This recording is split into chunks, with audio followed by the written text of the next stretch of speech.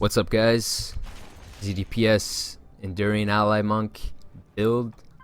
Crazy life regeneration per second for you and your whole party. This is nuts. My monk himself, I can get up to 1.2 million. Your party members aren't going to get as much, but they should get about half, if not a little bit more than half of what you have, thanks to this skill right here, Enduring Ally.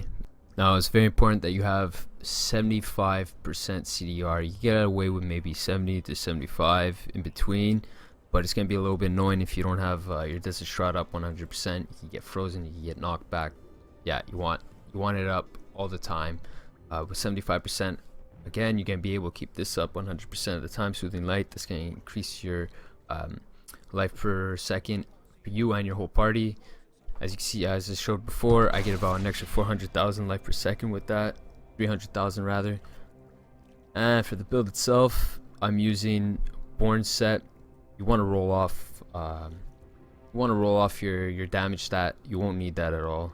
Resource reduction cost, because we don't have a generator, you will need some reduction cost on resource.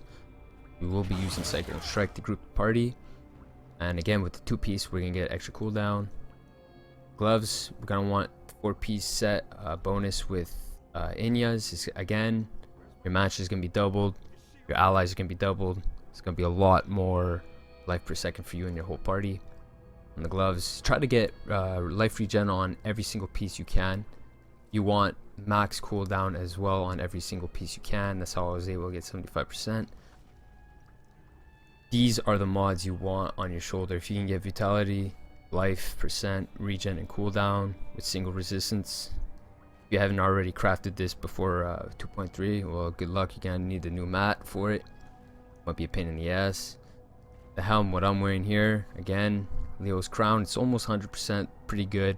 Life regeneration on everything, vitality, strength. Now you can even probably be even better if you had vitality and life percent instead of strength with the regen, but I didn't have that. Overwhelming desire, that you're gonna add some DPS, cooldown, life regeneration. I would have rathered single res there, and with primary of all resist to vitality or life percent would have been much better. Inya's life percent again. Vigilante belt for the extra cooldown. Now if you get one with the same mods as this, but replace dexterity with vitality, that would be much better. Inya's pants, life regen again, vitality, dexterity, single res. Kudos boots, ignore the mods I have on this right now. I have my actual boots on another character. I was just too lazy to go grab it. Single res is what you want. Main stat, vitality, movement speed, and of course life regen. Now on my shield, prioritize cooldown over life regen. But if you can get one with vitality, life percent, cooldown, and life regen, that would be even better. Ring of Royal Grandeur. Now you're not going to be able to get life regen on this, so just roll that. Make sure you have one with cooldown and your socket. I'm going to be using strong arm bracers for the extra DPS from knockbacks. Knockback affected by Cyclone Strike, if you didn't already know that. Now again, we're going to want to make sure you have life regen, armor, main stat, vitality, single res. And for my last ring, I'm using a rugged huge stone. This is debatable. You're pretty much always going to be at near the 100% cap, but this will help your allies at the same time. Now if you get one with vitality, life percent instead of dexterity and cooldown, that would be even better, but prioritize cooldown over life percent. We'll be using Esoteric Gem. This can help us stay alive. The Gizzard is going to give us increased life per second. Now with the Mantra and the Enduring Ally, it's actually going to do a lot more than 83,000 life per second. This gem is debatable. In the higher Gearus, you might want to switch this out for something that's going to help you stay alive. Maybe a Mutigation Gem, I believe it's called. Decreases damage from melee attacks, or possibly Monetarian Gem. Staggered 25% of all damage done to you over X amount of seconds. I've got Wall of Man cubed. This was debatable. I think probably the best one would be Burst of Wrath. If you're having energy issues. Now I even see some people using Vigilance, which makes an inner sanctuary when you're hit. I really don't think you need that whatsoever with this build. I think that's a waste. But again, this one you can play around with. I like to use illusionary boots. There's gonna be a lot of people who don't want to use this because again, you can warp through people with Epony while it's up. But I like to be able to stand exactly where I need to be and be able to move, position myself perfectly. That's why I'm using this. Cannot use spirit guards with this build if that's what you're thinking, because we're not using a generator at all in our skills, so don't even think about spirit guards. Oculus ring is going to be the best ring that you can use for this build, as you're going to be increasing damage again for 40% for your whole team. It's going to chance on killing. You're going to get it's affected with assist on kills too, which you will be assisting with the cyclone strikes, so it's not you that actually has to kill anything.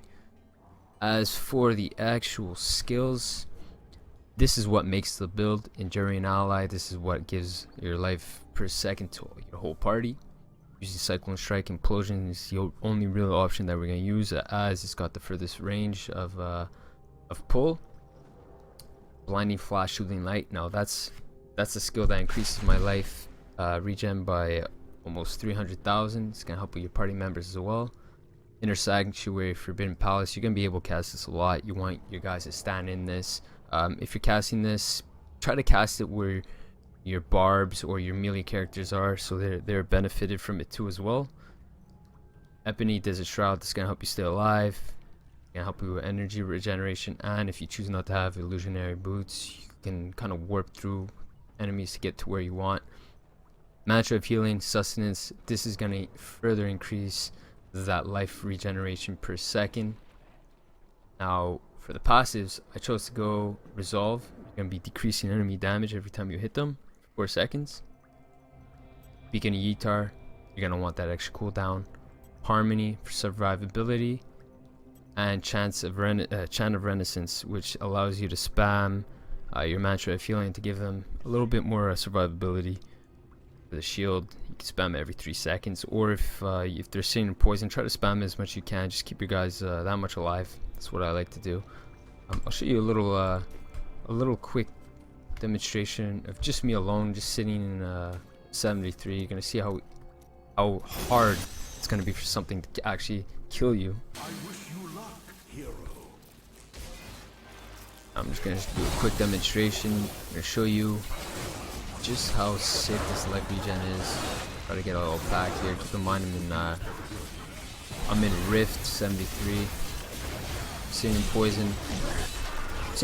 I'm sitting in lightning. In the middle of everything. Not taking much damage, or rather, I'm taking a shitload of damage, but I'm healing it so fast. Yeah, you can spam the Mantra of Healing. This is definitely where Burst of Wrath is going to come into play. To keep your energy up, you're spamming this. I need healing. There you have it, guys. Hope you enjoyed the guide. Hope it was helpful.